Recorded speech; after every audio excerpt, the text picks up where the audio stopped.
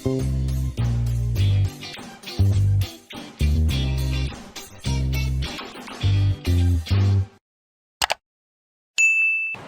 நான் உங்கள் chef Deena. Welcome back to chef Deena kitchen. இன்றைக்கி நம்ம கிச்சனில் ரொம்ப இன்ட்ரெஸ்டிங்காக எல்லாருக்கும் ரொம்ப பிடிச்ச காரசாரமான ஒரு ரெசிபி பார்க்க போகிறோம். Soya pepper fry.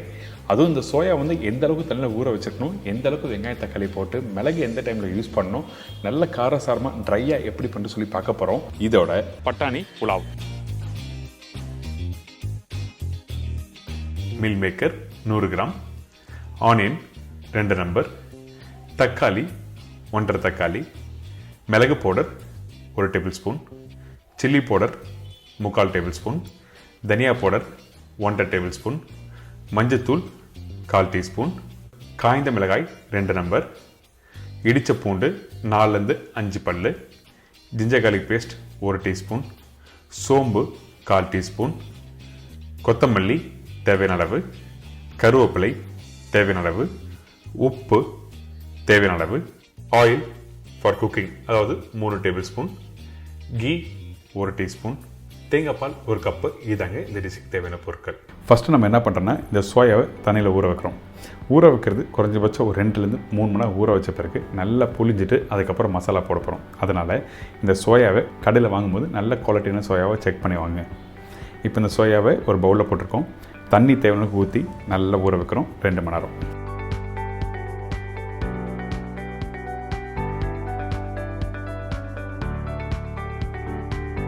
சோயா கொஞ்சம் பொடிசாகவும் இருக்கும், உங்களுக்கு பிடிச்ச மாதிரி நீங்கள் மாற்றிக்கலாம். ஒன்று பெருசு இல்லை சின்னது, உங்களுக்கு என்ன சைஸில் வேணுமோ வாங்கி நீங்கள் வீட்டில் யூஸ் பண்ண ஆரம்பிக்கலாம். இப்போ பாருங்கள், இந்த சோயா நல்லா ஊறி இருக்கா. ஊறின பிறகு நம்ம என்ன பண்ணுறோன்னா நல்லா புளிஞ்சணும். எப்போவுமே நான் சொல்கிறது தான், இந்த மாதிரி ப்ரிப்பரேஷன் பண்ணும்போது கண்டிப்பாக சோயாவில் எக்ஸ்ட்ரா தண்ணி இருந்ததுன்னா அந்த மசாலா இறங்காது.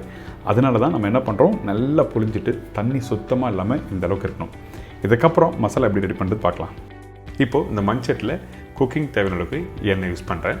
நீங்கள் இந்த இடத்துல வந்து நல்லெண்ணெய் யூஸ் பண்ணலாம், ஆனால் நான் ரீஃபைண்ட் ஆயில் தான் யூஸ் பண்ணியிருக்கேன்.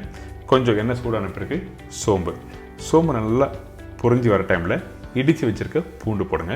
பூண்டு வித் ஸ்கின்னோட போட்டிருக்கேன். அதுக்கு பிறகு காஞ்ச மிளகாய் இந்த மாதிரி 1/2 உடச்சி அப்படியே போட்ட பிறகு கொஞ்சம் பச்சை கருவேப்பிலை போடுறோம். இந்த தாளிப்பு ரொம்ப இம்பார்ட்டன்ட். நீங்கள் எப்போவுமே அந்த தாளிப்பு கரெக்டாக வீட்டில் போடுங்க, அந்தளவுக்கு பிரமாதமான ஒரு வாசனை சூப்பராக கிடைக்கும். அதனால் தாளிப்பு போட்ட பிறகு ரஃப்பாக கட் பண்ணி வச்சுருக்க இந்த வெங்காயத்தை இதில் போட்டு சாத்தே பண்ணுறோம்.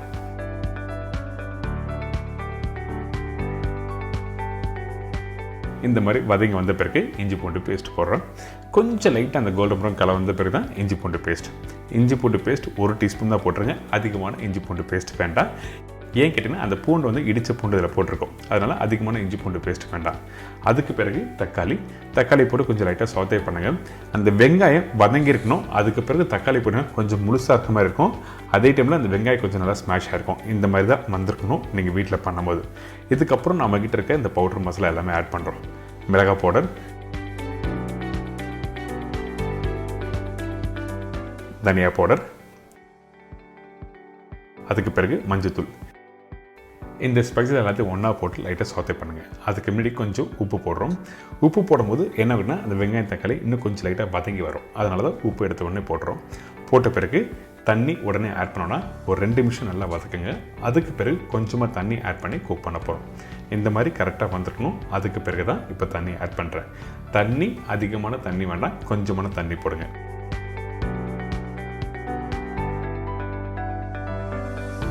இப்போது இந்த மசாலாவை கரெக்டாக இதோட நல்லா குக் பண்ணி வர டைமில் கொஞ்சம் கொத்தமல்லி போடுறோம்.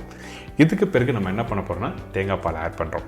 தேங்காய் பால் தான் யூஸ் பண்ணணும், தேங்காய் பேஸ்ட் யூஸ் பண்ணக்கூடாது. தேங்காய் பேஸ்ட் ஆட் பண்ணினா உங்களுக்கு அந்த டெக்ஸ்சர் மாறிடும். அதனால் வெறும் தேங்காய் பால் தான் யூஸ் பண்ணுறோம்.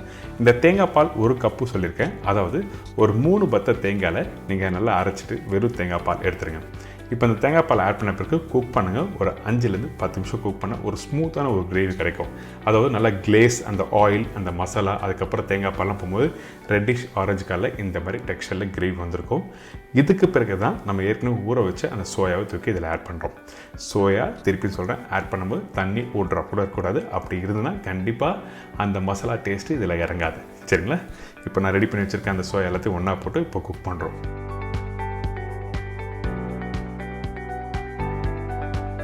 ஒரு சோயா காமிக்கிறேன்.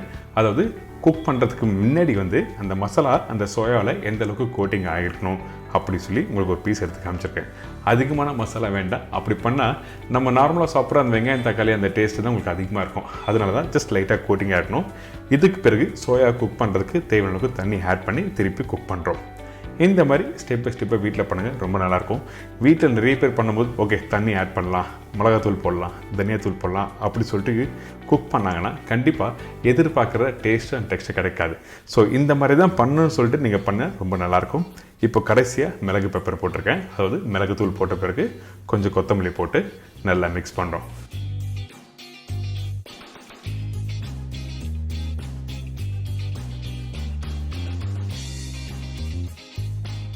என்னங்க இப்போ இந்த சோயா பெப்பர் ஃப்ரை எப்படி ரெடி பண்ணுறது எல்லாம் தெரிஞ்சிருக்கும். இதோட க்ரீன் பீஸ் புலாவுக்கு தேவையான பொருட்கள்: basmati rice 250 gram, fresh green peas 150 gram, வெங்காயம் 2 நம்பர், தக்காளி 1 நம்பர், பச்சை மிளகாய் 2 நம்பர், இஞ்சி பூண்டு பேஸ்ட் 1 டேபிள் ஸ்பூன், சீரகம் 1/2 டீஸ்பூன், முழு கரம் மசாலா தாளிப்புக்கு தேவையான அளவு, கொத்தமல்லி தேவையான அளவு, உப்பு டு டேஸ்ட், எண்ணெய் சமைக்கிறதுக்கு தேவையான அளவு. இதாங்க இந்த ரெசிபிக்கு தேவையான பொருட்கள். இந்த புலாவ் பண்ணுறதுக்கு நம்ம என்ன பண்ணுறோம், ஃபஸ்ட்டு தேவையான அளவுக்கு ரீஃபைண்ட் ஆயில் யூஸ் பண்ணுறோம். இதுக்கு பிறகு நம்ம என்ன பண்ணுறோம், சீரகம் தாளிப்பாக போடுறோம். சீரகம் கொஞ்சம் பொரிஞ்சு வர டைம்லேயே முழு கரம் மசாலா போட்டுறோம். அதாவது பட்டை, லவங்கம், ஏலக்காய், பிரிஞ்சி இலை எல்லாமே தாளிப்பாக போடுறோம். இது எல்லாமே ஒரு 2 போட்டுங்க. இதுக்கு பிறகு நம்ம என்ன பண்ணுறோம், பச்சை மிளகா காரத்துக்கு போட்டிருக்கோம். இந்த பச்சை மிளகா போட்ட பிறகு பொடிசாக கட் பண்ணி வச்சுருக்கேன் இந்த வெங்காயம், அதாவது ரஃபாக கட் பண்ணி வச்சுருக்க வெங்காயம் போட்டிருக்கேன். நீங்கள் பிரியாணிக்கு கட் பண்ணுவீங்கள அதே மாதிரி கட் பண்ணி போடுங்க. இந்த வெங்காயம் போட்ட பிறகு ரொம்ப நேரம் குக் பண்ணக்கூடாது. அதிகபட்சம் 1 நிமிஷம் வதக்கிட்டு அதுக்கு பிறகு நீங்கள் பச்சை பட்டாணி தண்ணி எல்லாம் போடணும். சரிங்களா? எதுக்காக வெங்காயத்தை ரொம்ப நேரம் வதக்கக்கூடாது சொல்கிறேன்னா காரணம் இருக்குது. நீங்கள் வெங்காயத்தை ரொம்ப நேரம் வதக்கினீங்கன்னா உங்களுக்கு கலர் கொடுக்காது. அதாவது ஒயிட் கலர் புலாவ் வராது. கொஞ்சம் ப்ரௌன் மாறிச்சுன்னா அதுக்கேற்ற மாதிரி அந்த புலாவ் கலரும் மாற ஆரம்பிக்கும். அதனால தான் இந்த மாதிரி வெங்காயத்தை 1 நிமிஷம் வதக்கிட்டு இஞ்சி பூண்டு பேஸ்ட்டு போட்டிருக்கேன். இதுக்கு பிறகு ஃப்ரெஷ் பச்சை பட்டாணி போட்டிருக்கேன். காஞ்ச பட்டாணி யூஸ் பண்ணாமல் கிட்டனா கண்டிப்பாக யூஸ் பண்ணக்கூடாது. ஏன் கிட்டனா அந்த காஞ்ச பட்டாணி வந்து வேகிறதுக்கு டைம் எடுக்கும். வெந்த பிறகு அந்த காஞ்ச பட்டாணி மேஷ் ஆகிடும். ஸோ இந்த மாதிரிலாம் ப்ராப்ளம் வரும். அந்த ஒரு காரணத்துக்காக மட்டும்தான் இந்த ஃப்ரெஷ் பட்டாணி யூஸ் பண்ண சொல்ல வரேன். இந்த பச்சை பட்டாணி போட்ட பிறகு நல்லா மிக்ஸ் பண்ணுங்கள். மிக்ஸ் பண்ணி முடிச்ச பிறகு தேவையான உப்பு போடுறோம். உப்பு போட்ட பிறகு இந்த இடத்துல தண்ணி ஊற்ற போகிறோம். தண்ணியோட அளவு என்ன கேட்டிங்கன்னா 1 கப் அரிசிக்கு 1.25 கப் அளவுக்கு தண்ணி ஊற்றுறோம். சரிங்களா? இதுக்கப்புறம் தக்காளி போட்டிருக்கேன். இந்த தக்காளி வந்து ஆப்ஷன் தான், பார்க்குறதுக்கு நல்லாயிருக்கும். அந்த ஒரு காரணத்துக்காக மட்டும்தான் தக்காளி போட்டிருக்கேன். இந்த தக்காளி போட்ட பிறகு இந்த ஊற வச்சு பாஸ்மதி ரைஸ் போட போகிறோம். இந்த பாஸ்மதி ரைஸை எவ்வளோ நேரம் ஊற வைக்கணும்னு கேட்டிங்கன்னா 20லேருந்து 25 நிமிஷம் நல்லா ஊற வச்சுட்டு அதுக்கப்புறம் போட்டோன்னா கரெக்டாக தம் ஆகும். ரொம்ப நேரம் ஊறினா தண்ணியோட அளவும் கம்மியாகும். கடைசியாக கொஞ்சம் கொத்தமல்லி போட்டு நல்லா மிக்ஸ் பண்ணிட்டு குக்கர் மூடி போடுங்க.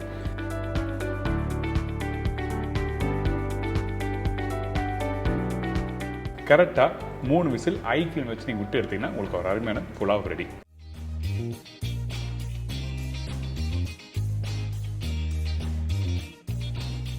பார்த்தீங்கன்னா இப்போ ஓப்பன் பண்ணி பார்த்தா அந்த புலாவ் நல்லா உதிரியாக வருது.